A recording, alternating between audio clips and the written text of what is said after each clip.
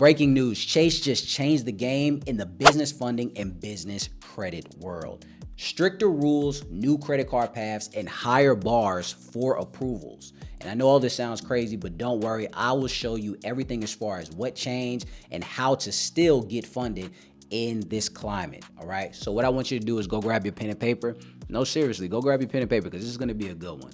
And without further ado, let's dive in. All right, business owners, so if you've attempted in the past or recently to get any type of business funding lately and it felt like it was just a little harder, you had to jump through a couple more hoops, took a few more days for you to get approved, you're not imagining it. Banks actually caught on to certain things and they're really starting to change it. It's not just Chase, it's gonna be a lot more lenders as well. The reason why that things are changing is because these banks, especially Chase, are seeing more late payments, they're seeing more fraud than ever before, and even default rates are through the roof. So, with all of this negative going on, they're gonna be way more careful when it comes to giving people approvals.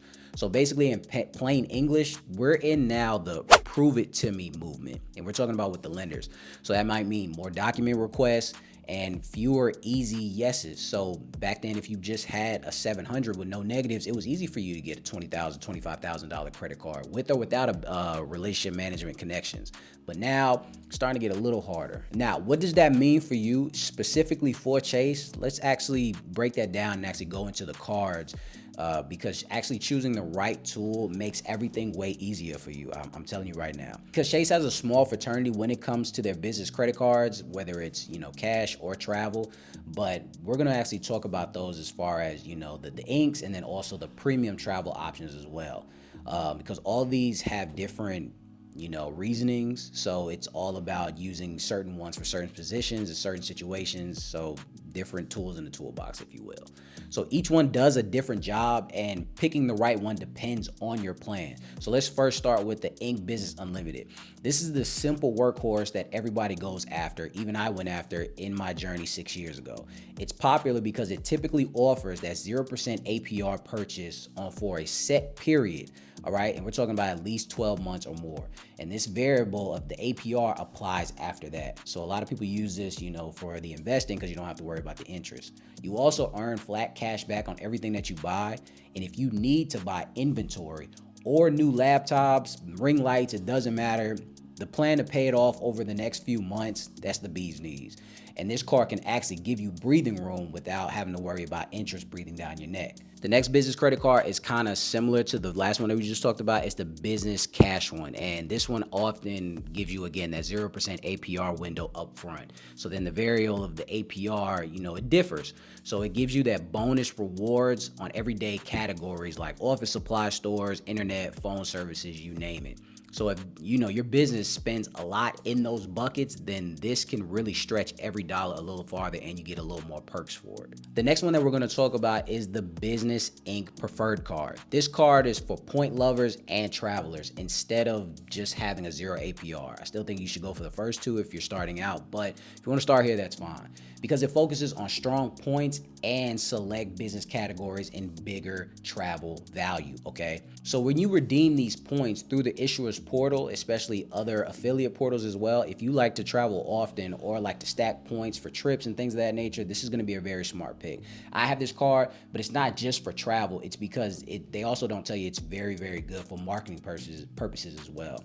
So if you run ads, you get way more bang for your buck. The fourth one that I just want to talk about is the Ink Business Premier Credit Card. So think of this as like the heavy duty card for super big purchases, okay? So this works more like a pay in full style, kind of similar to, Amex, and also with certain Capital Ones on the business side. It has very strong cash back, and especially, again, on large single purchases. So if you're regularly making $5,000, $3,000 plus purchases on the business side, this can definitely add up fast. And finally, we're going to talk about the Sapphire Reserve for Business, kind of the newer one, where this premium option is for businesses that literally live on the road, ladies and gents. So it's built around the travel credits, lounge access, and of course you elevate on travel spending as well. So it usually comes with a higher annual fee and in some cases tighter verifications because it gives you richer perks. So look at this as the platinum card from Amex or anything like that. It's like the creme de la creme, but everybody really doesn't need it. So again, why do most people start with the Inc. Unlimited or the Business Inc. Cash Card? Is simple, because of the 0 APR purchase. Even I did that in the beginning. That's all I really cared about. The Runaway lets you invest early without too much overhead as far as interest, okay? So you buy the stuff you need now and pay it off over time in revenue while it comes in. So it favors smart and early investing as long as you respect the clock and have a clear plan. That's what a lot of people don't understand. All right, you got to have a clear plan. So pay it down when the intro period ends, and then you won't have any issues. All right, so now that that makes sense and all the cards are covered, let's talk about why the approvals are getting tougher around the board. Starting with number one. One of the main reasons why banks are cracking down, ladies and gents, is because they're dealing with, again, more defaults, more fraud, more misuse of funding.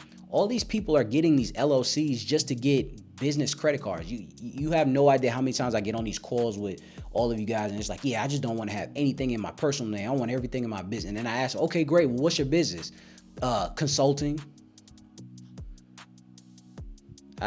What in consulting? Like, what are you doing? Like, you don't even know what you're doing. What are you talking about? And again, if you have a consulting business, there's nothing wrong with that. But again, like I said before, having that clear plan and the clear understanding of a blueprint of what you're actively going to be doing to try to scale a business to a specific area to really generate any type of generational wealth takes more brain power than just having consulting slapped on your name. And that's the reason why we are in the place where we are now, where people are defaulting because they don't know what they were doing.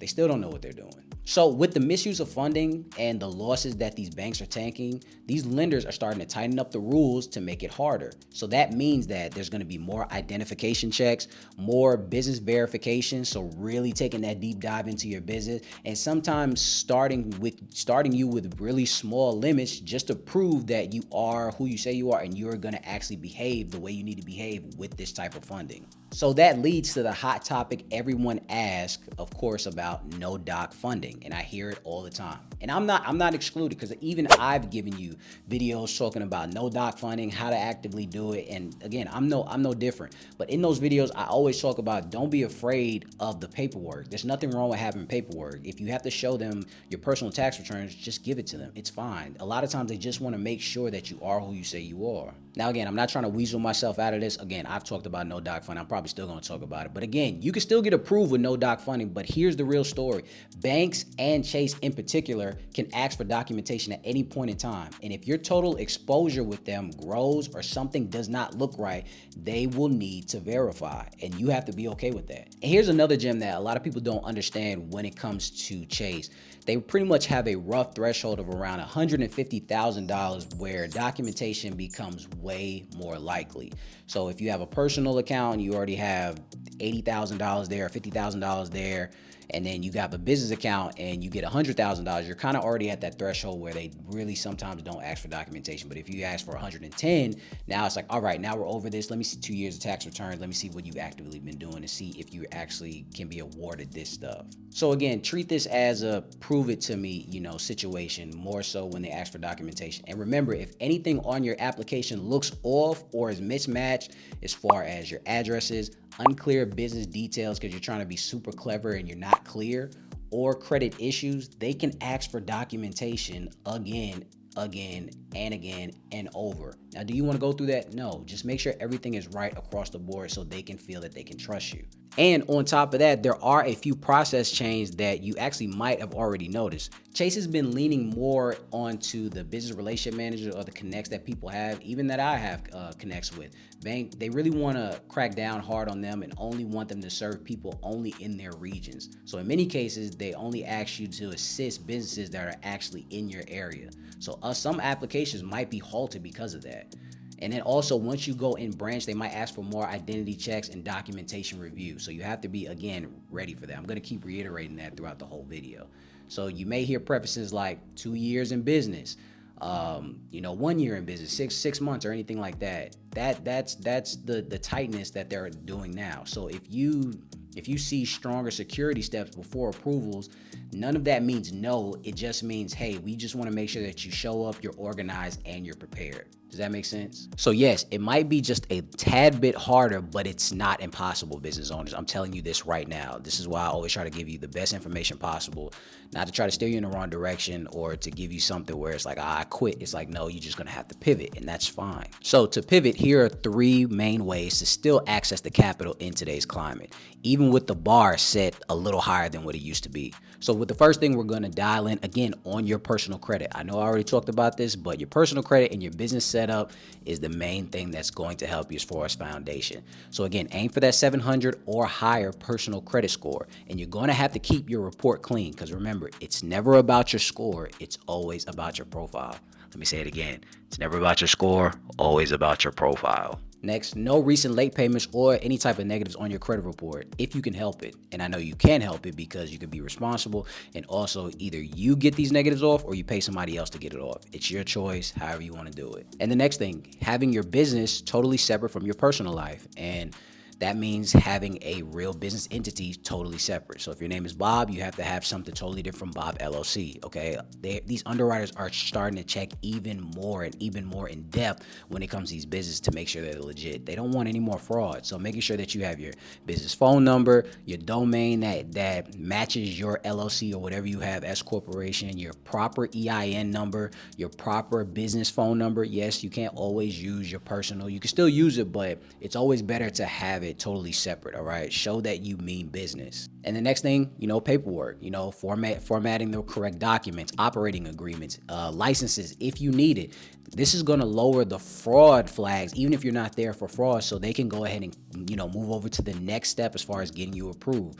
This is going to make the verification way faster and easier for you. So if you do all of this with a well-structured company, you're going to get the approval that you're looking for. Second, the time in business definitely matters, ladies and gents. It matters way more than what it used to. Lenders want to see sometimes 2 years or more in business so they can show that they can actually give you the approvals that you're looking for. You can have everything from A to Z, but if you don't have that last thing as far as 2 years of business, if it just started up 3 months ago, there's a possibility they might deny you.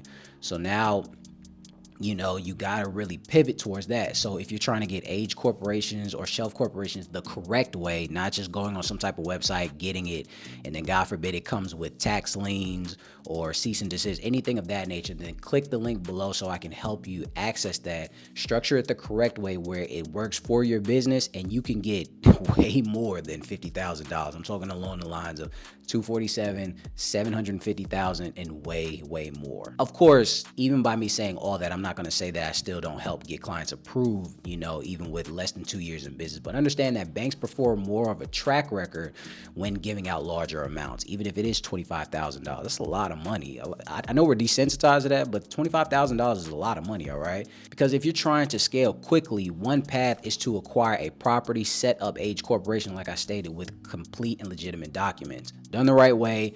And this isn't about pretending, it's about buying and utilizing an existing entity to really help you. And number 3, build the relationship with that bank before you ask for bigger credit lines, okay? Again, so open that business checking account, open the savings account, run predictable deposits in there, ladies and gents. Keep a healthy balance on all of these accounts. Don't be in the negative. Actively use the account. Don't just put $50 or $500 in there and leave it for 20 months and then you come back and you ask for $50,000. That's not going to work all the time. And it never worked before really like that. It's not really going to work now. Use your account for payroll if you're actively working in your business, if it's not really a startup, ACH, paying vendors, do all this within 90 days. Even if you're showing, you really just want to show the bank that you have real cash flow and you're responsible with the business behavior. Banks lend more confidently when they can see the activity inside your own system. And even if you're not on that side doing payroll or anything, just utilize these cards. Use the debit card for a little bit. I know, you probably think, don't use the debit card. Just use it for the time being, just to show, if you just have active, 9 to 5, take that money and just put it in the account for a little bit and then pay your bills with that. You see what I'm saying? Like, just show money coming in, money going out, so you can actively hold on to that relationship so you can get the money that you're looking for, all right? So if you have all of this in order, then you will have no issues getting funding moving forward. It's a little extra steps, but I promise you this is going to help you.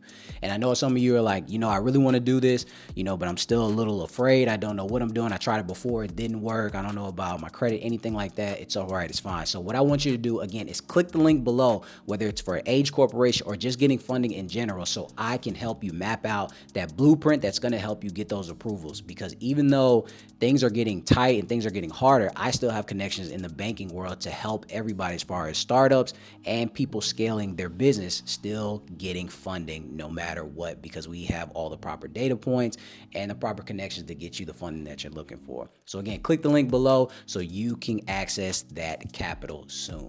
I want to thank you guys for stopping by. I really hope that this helps one of you guys. I really wasn't trying to scare you. I'm just trying to show you what's active and what is needed moving forward. And I promise you, if you do this, you will have no issues. Again, I want to thank you guys for stopping by. And until next time, ladies and gents.